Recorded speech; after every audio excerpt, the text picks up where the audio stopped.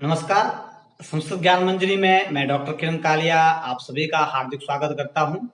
जैसा कि आप सभी जानते हैं, संस्कृत ज्ञान मंजरी में परीक्षापयोगी महत्वपूर्ण प्रश्न पिटारा आप लोगों के लिए निरंतर चलता आ रहा है। तो इसी कड़ी में मैं आज आप लोगों के लिए चंपू काव्यों से परीक्षा में बार बार जो प्रश्न पूछे जाते हैं उसके ऊपर महत्वपूर्ण प्रश्न संग्रह लेकर के आया हूं। और आज हम चर्चा करेंगे जितने भी प्रमुख प्रमुख चंपू काव्यकार हुए हैं या चंपू काव्य किसे कहते हैं, किस कोटि का होता है, इन सभी के ऊपर। और इसी में से महत्वपूर्ण जो प्रश्न बार बार Shastri commission, NET, SET, TET इत्यादि में पूछे जाते हैं। तो विषय प्रारंभ करने से पहले मैं कहना चाहूंगा कि जो भी मेरे चैनल में अभी तक नए हैं या जिन्होंने अभी तक मेरा चैनल सब्सक्राइब नहीं किया है, चैनल को जरूर सब्सक्राइब करें और बेल आइकन प्रेस करना ना भूलें ताकि आपको मेरे द्वारा बनाई गई हर एक वीडियो का अपडेट रोज का रोज मिलता रहे। तो आइए शुरू करते हैं चंपू काव्यों।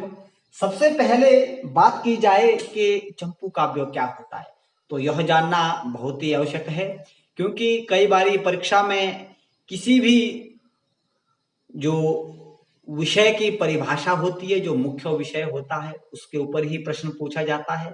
तो चंपू काव्यों के ऊपर मैं साहित्य दर्पणकार ने जो परिभाषा परिभाषित की है उसके बारे में आपसे बताना चाहूंगा कि गद्य पद्य मयम काव्यम चंपू रीति अविधीयते, अर्थात गद्य और पद्यों से युक्त जो काव्य है वह चंपू काव्य कहलाता है।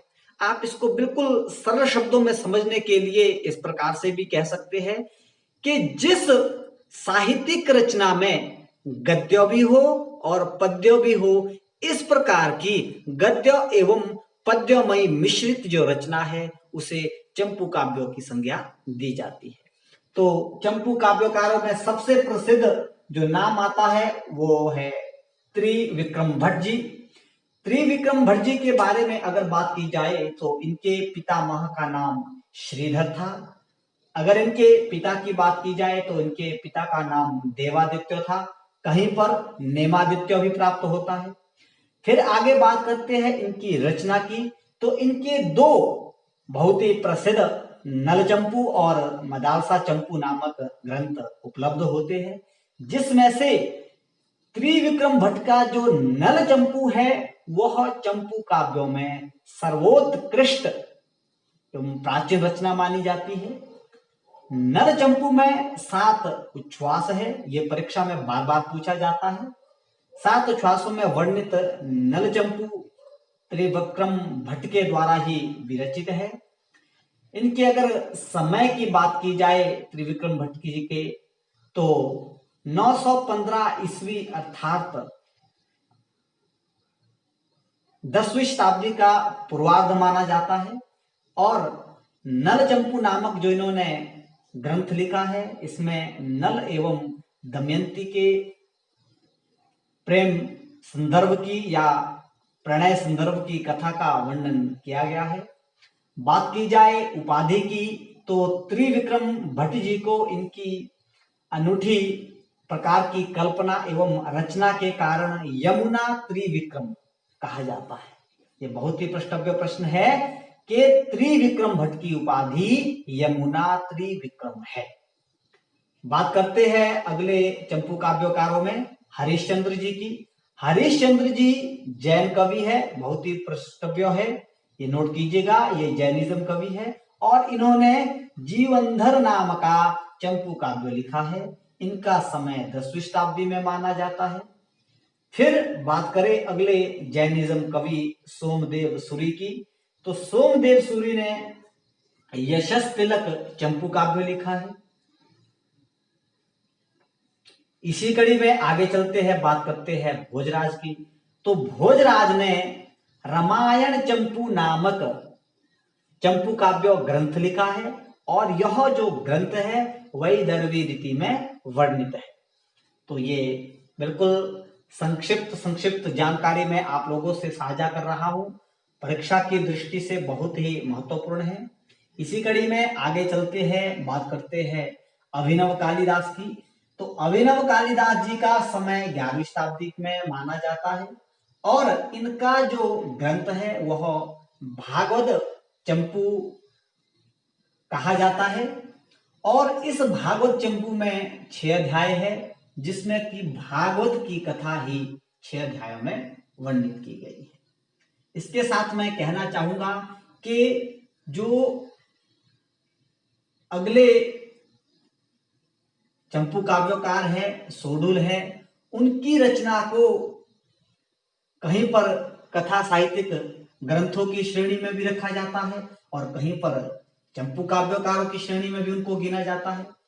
तो शोडुल का समय 11वीं शताब्दी में माना जाता है और इनका जो ग्रंथ है वह है उदय सुंदरी कथा। नोट कीजिएगा, बहुत ही प्रश्नव्य प्रश्न है। शोडुल के द्वारा लिखी गई कृति उदय सुंदरी कथा है। इस ग्रंथ में गद्य एवं पद्य का समावेश होने के कारण इस ग्रंथ को चंपू काव्यों की श्रेणी में भी समाविष्ट किया जाता है। ये नोट कीजिएगा। इसमें 8 उच्छ्वासों में कथा को वर्णित किया गया है। नोट कीजिएगा, किसमें? 8 उच्छ्वासों में। फिर इस उदय सुंदरी कथा नामक जो इनका यह ग्रंथ है, इसमें उदय सुंदरी और मलया वाहन के विवाह का वर्णन किया गया है। फिर आगे चलते हैं, बहुत ही प्रसिद्ध चंपू काव्यकार है। प्रश्न भी इनकी रचना से अवश्य ही परीक्षा में पूछा जाता है। तो इसी कड़ी में प्रसिद्ध जो चंपू काव्यकार है वो है अनंत भट्ट जी। अनंत भट्ट जी ने 2 चंपू काव्य लिखे हैं, जिनका एक भारत चंपू है, दूसरा भागवत चंपू है।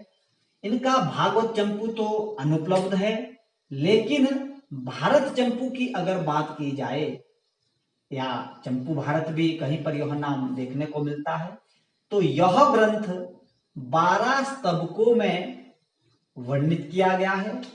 12 स्तबकों में, नोट कीजिएगा। और इसमें अगर कथा की बात की जाए तो इनकी यह कथा महाभारत की कथा पर आधारित है, जिसमें 5 पांडवों के बाल्यकाल की प्रत्येक गतिविधियों का, हर क्रियाओं का वर्णन किया गया है। इसमें गद्यों के साथ साथ 1000 श्लोक वर्णित किए गए हैं।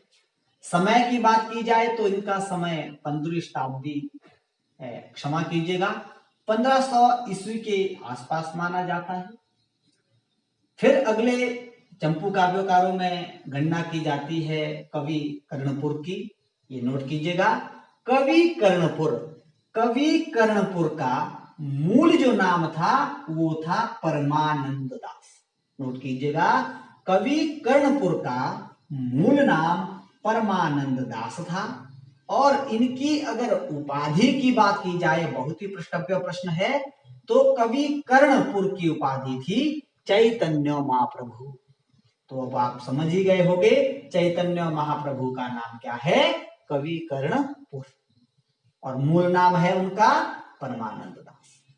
इनके द्वारा भी चंपू काव्य लिखा गया है, जिसका नाम है आनंद वृंदावन। कवि कर्णपुर ने कौन सा लिखा है?